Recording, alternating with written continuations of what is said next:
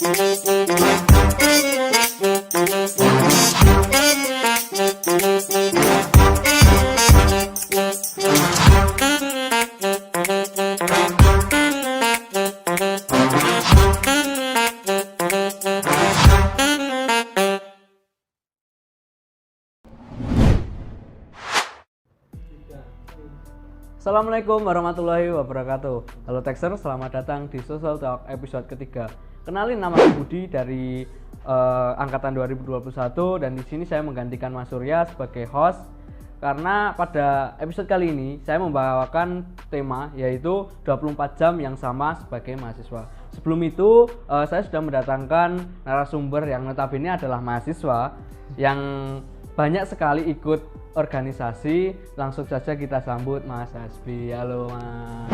Kabarnya Mas? Alhamdulillah. Bagaimana Mas untuk banyak kegiatan? Apakah pernah masuk ICU atau masuk rumah sakit? ICU ya. Aduh.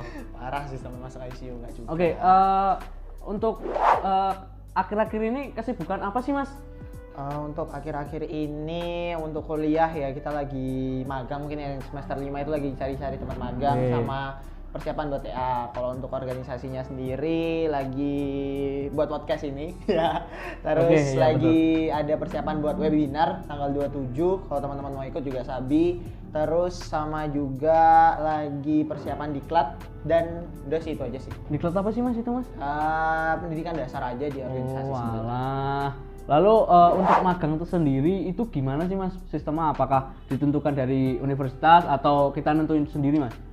Mungkin beda sama angkatan bawahku ya. Angkatan bawahku itu udah pakai kurikulum baru dan untuk tempat magangnya sendiri itu udah ditentuin. Jadi dari kampus sendiri udah nge-plotting buat tempat magangnya. Tapi kalau di angkatanku itu masih nyari sendiri. Kita mandiri lah ya. Kita betul. Nyari tempat magang sendiri gitu. Jadi kita masih nyari-nyari sih. Kalau masih yang punya tempat magang boleh Mas. Aduh, mungkin nanti kalau ada kenalan mungkin saya kabarin lah Mas. Boleh, karena boleh, saya angkatan corona yang belum merasakan offline sama sekali, mungkin nanti kalau saya punya teman mungkin saya kabarin Mas. Boleh. Lalu kegiatan apa sih Mas yang dilakukan ketika waktu luang agar kita tetap produktif Mas? Contohnya Mas? Produktif. Oke, aku bagi jadi dua ya. Oke. Kalau di rumah sama di kampus kalau lagi kuliah. Oke. Kalau di rumah itu waktu luang ya mesti bantuin orang tua sih. Oh iya betul, gitu itu ya.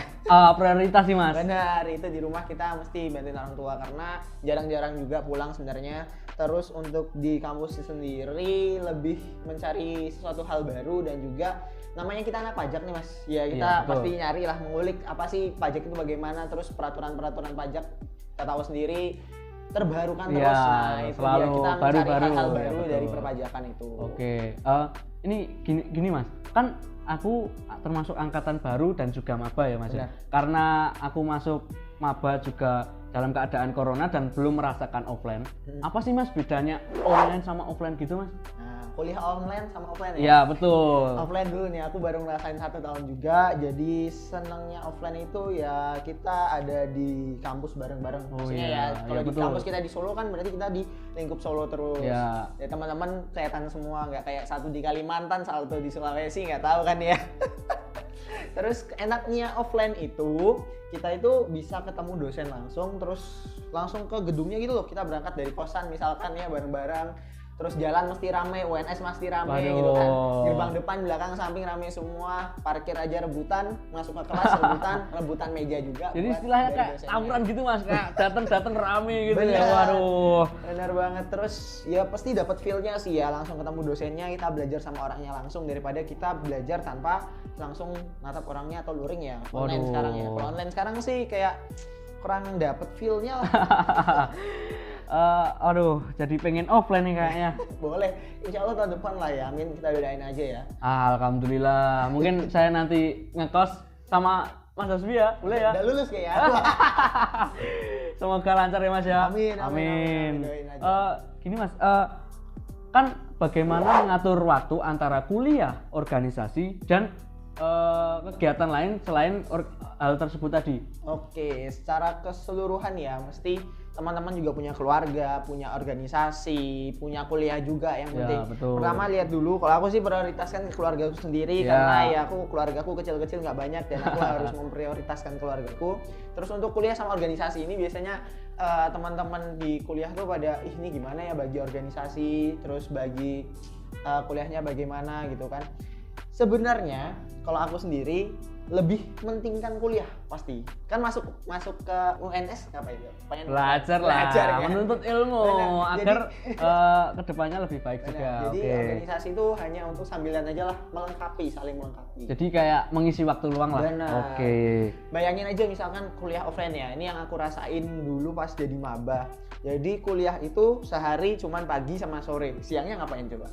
Ya mungkin waktu terbuang sia-sia mas. Nah itu kita bisa manfaatin di organisasinya di situ. Kayak aku ikut organisasi universitas, jadi setelah aku dari kampus atau dari kelas balik ke Geraha UKM. Itu Geraha UKM itu tempat-tempatnya UKM-nya Universitas 11 Maret gitu. Itu UKM-nya apa aja sih mas kalau boleh disebutin mas? Banyak expo aja. Benar, lihat link expo-nya aja banyak banget, dari karate, terus ada pramuka, BEM, DEMA, semua di situ banyak kok. Lalu apakah punya jadwal khusus mas antara membagi kegiatan itu tadi ketiga kegiatan yang saya sebutkan tadi mas? Punya jadwal khusus untuk jadwal khusus yang spesifik sebenarnya enggak ya, kayak jam 7 harus mandi, jam 9 harus makan, agak kayak gitu. Kayak aku cuman buat timeline dalam 1 bulan, misalkan ini bulan November itu dari tanggal 1 sampai 30 tuh udah hari ini mau ngapain, tag berapa kegiatan, hari ini mau ngapain, tag berapa kegiatan tuh udah langsung tanggal 1 sampai 30.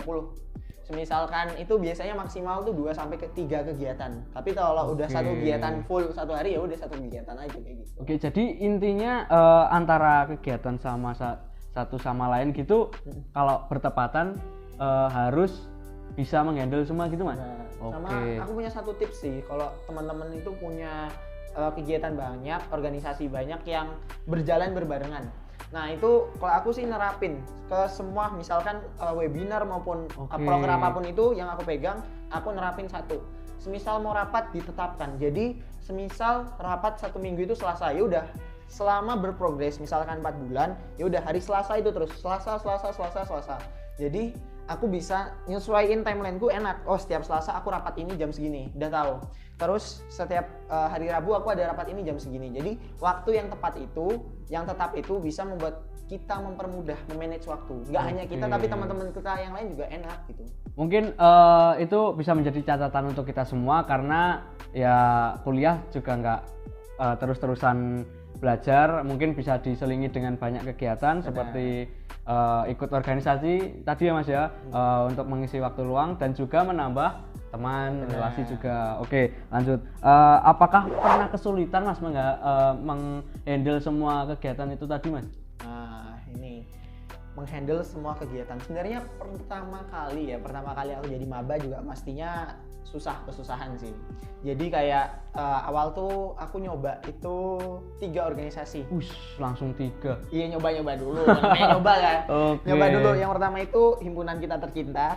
Iya, himpunan. Terus aku ikut organisasi Univ 1 sama ngikutin satu lagi organisasinya si FEB itu DEMA. Jadi ngikutin 3 itu, walaupun yang DEMA-nya agak kurang aktif ya karena aku ex officio. Terus ngikutin aja gimana ritmenya, samain bareng kuliahnya. Ternyata di awal tuh aku agak kesusahan gitu. Nah tapi dari kesusahannya itu aku bisa manage waktu. Jadi semakin lama kita mengikuti, oh ternyata aku bisa menghandle dengan caranya tugas ini aku kerjain ini. Pas bahas apa itu namanya organisasi di waktunya ini gitu. Dan aku nambah organisasi lagi, ternyata makin enak aja, kayak udah mengalir aja, udah enak banget buat ngejalanin ini semua kayak gitu. Jadi kalau banyak organisasi ya mas ya, seumpama banyak terus kita pernah mengalami hal yang sama berulang-ulang. Nah itu mungkin jadi pelajaran untuk kita agar gimana ya, kok gini terus ya, waktuku terbuang terus, mungkin aku harus memanage waktu gitu ya mas ya. Soalnya kayak gini nih, punya satu cerita di mana orang tuh mau masuk organisasi, ditanyain, Dek kenapa mau masuk organisasi? Aku mau berproses bisa manajemen waktu salah satunya misal. Nah pas dia udah dapetin organisasinya tersebut, dia malah nggak bisa manage. Dia bilang ambiar, aduh nggak bisa nih, dilepas. Ini dilepas, udah fokus kuliah aja gitu. Sebenarnya jangan kayak gitu, walaupun udah dapet struggle kayak gitu, nah itu dilaksanain, dilawan struggle-nya. Jangan malah, oh ini ada struggle, aku nggak bisa, hindarin, jangan kayak gitu. Jadi itu yang harus dilawan, itu yang harus dilatih. Semisal udah terlatih dan udah terbiasa, nah itu jalannya kita udah enak. Gitu. Mungkin itu bisa menjadi catatan untuk kita semua, bahwasanya suatu kesalahan itu bisa diperbaiki lain waktu. Oke, lanjut.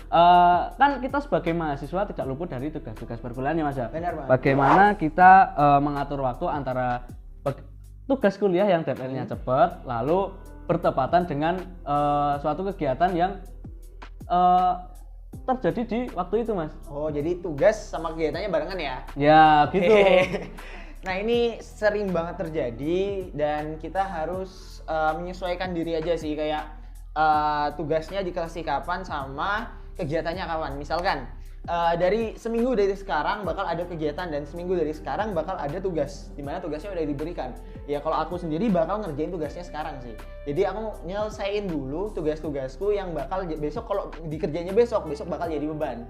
Kamu udah mikir kegiatan, mikir tugas lagi, waduh, pressure-nya banyak banget lagi Mas ya. Jadi misal kita ada suatu kegiatan dan itu ada notif muncul dan itu langsung dikerjakan gitu Mas. Benar. Oke, jadi itu satu catatan untuk kita sebagai mahasiswa, karena tugas itu penting dan harus dikerjakan agar tidak kena marah dosen tentunya. Jangan sampai DO ya Mas ya. Ya, insya Allah Mas.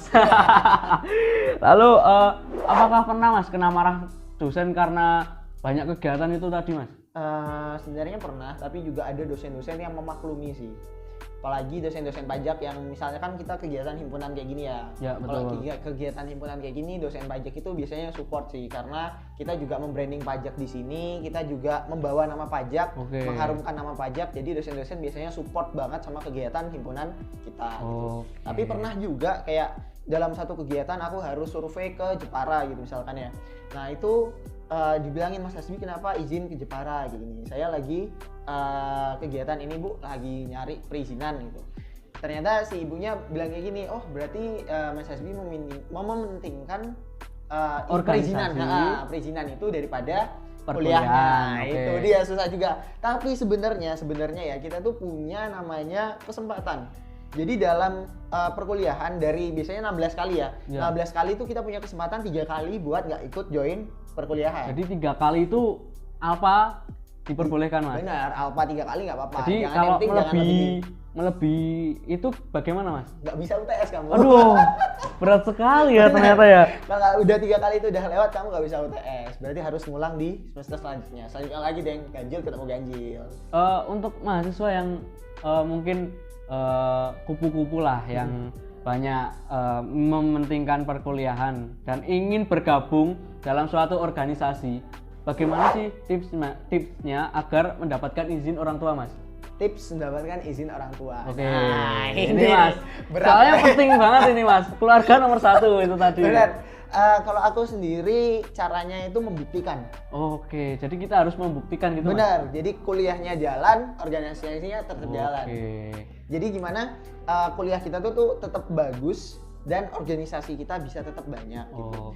Kalau kuliahku tetap bagus, aku bisa nambah satu lagi. Kalau masih bisa nambah, aku bakal nambah sih, karena menurutku perlu dan aku butuh relasi dan ingin belajar banyak, karena kayak tadi ya, kita di kampus tuh sebenarnya bentar doang, kegiatan kuliah tuh bentar, sehari cuma sejam 2 jam, iya, Mas. Maksimal 4 jam kan. Betul. Iya, dari 4 jam sehari 20 jam, 24 jam, berarti masih ada 20 jam. Iya betul. 24 jamnya nah itu ya mungkin kalau orang malas ya mungkin tidur-tiduran, kalau ya mungkin banyak orang yang ingin ikut organisasi ya mungkin bisa gabung.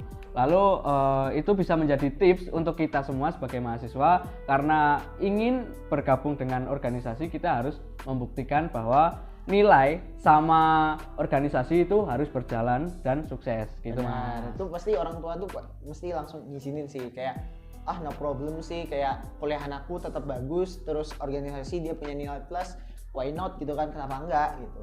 Jadi intinya kita harus membuktikan bahwasanya kita bisa gitu. Kan kita sudah terlalu lama ngobrol ya Mas ya. Mungkin kita bisa dulu minum-minum Mas. Okay. Minum ya, ada minum ya.